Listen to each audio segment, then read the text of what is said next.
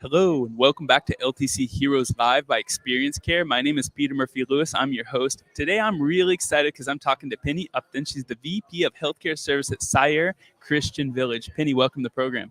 Thank you. And I'm already going to correct you. It's Sayre. Sayre, thank you. I appreciate that. I told you we'd have fun. There's nothing better than starting off with a correction. There you go. I'm sorry. No, I appreciate it. Penny, let's start right away.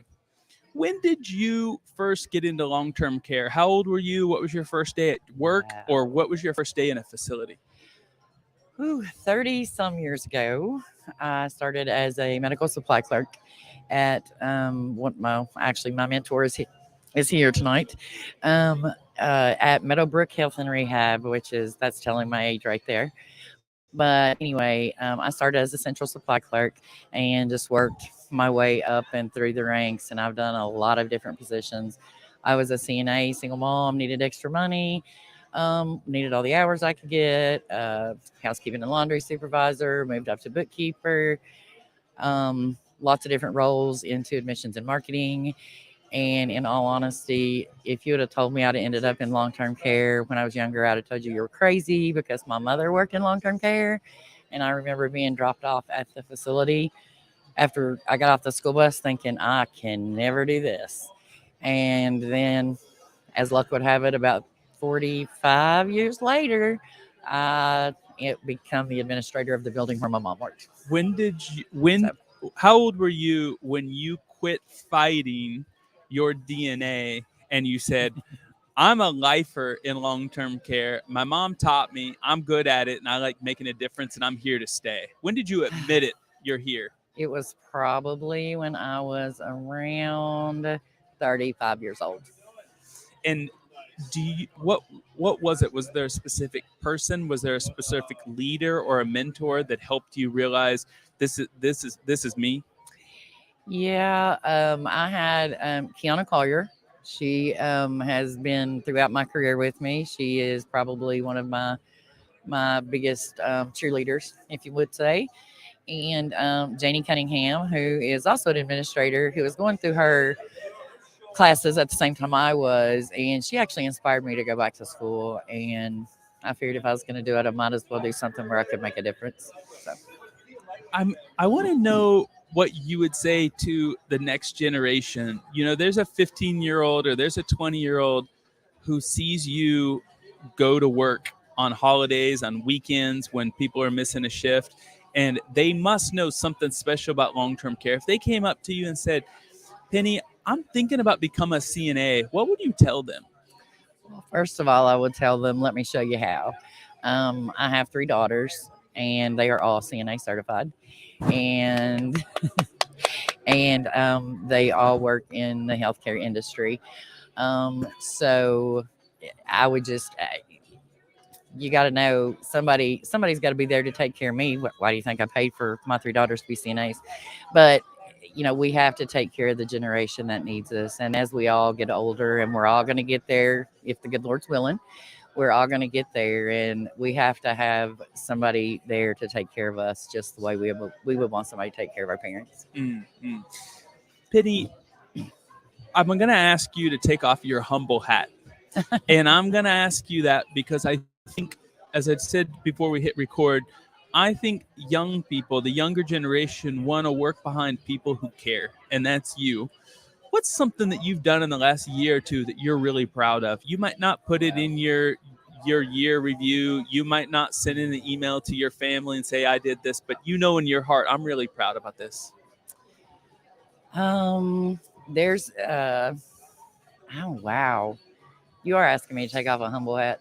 It can be a story, a memory. Well, it's one of the biggest things is at Sayre, we do really strive for teamwork.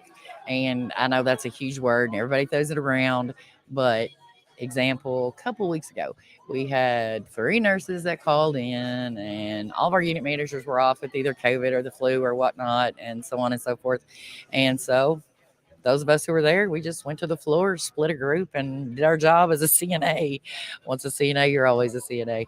So other things are just the simple things. When you're having a bad day and you keep wondering why you're doing this, I go out and do a little one of our little females' nails or whatever.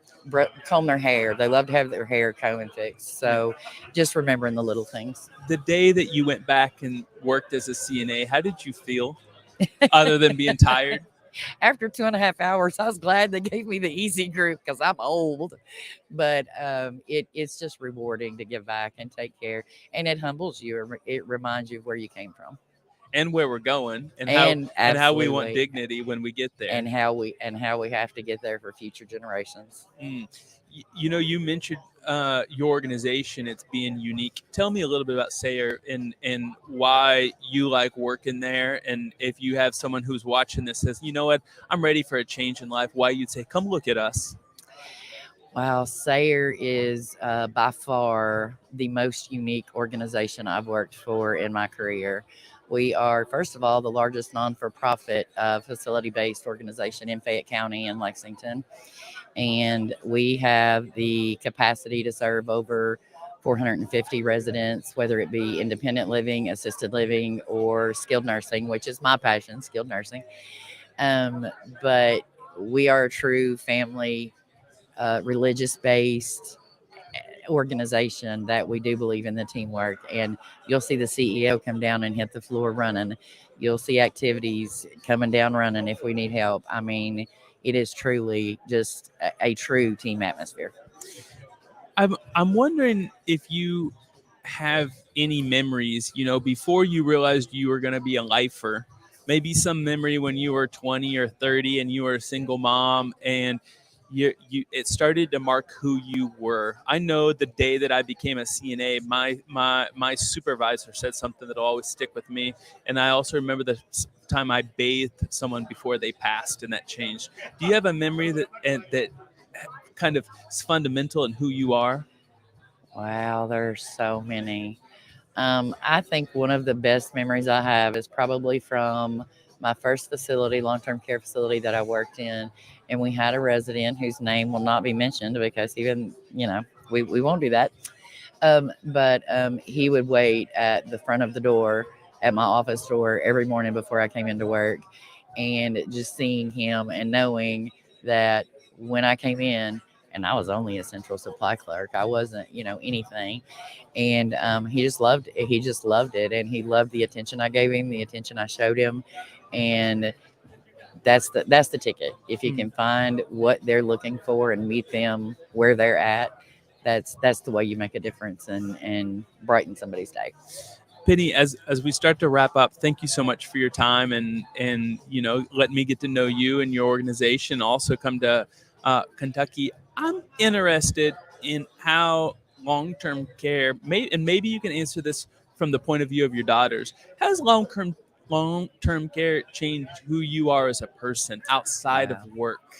A better listener, better communicator, love off with 5 different language, with hugging and words and time. It has ultimately formed who I am. I started in it as a child, basically as a young adult, and it's made me who I am. It's made me a more caring person. It's made me a more understanding person. It's made me a better listener. And it's also taught me that you continue to learn no matter how old you get. If you stop learning, there's something wrong. So long-term care teaches you something every day, and most of the time it's something about yourself. Penny, I really hope some young person who is, trying to figure out where they want to go in life or what they're going to study hears this interview, because you're a real inspiration. And thank you for being a leader. Well, I appreciate that. And thank you so much for having me. Talk to you soon. Thanks.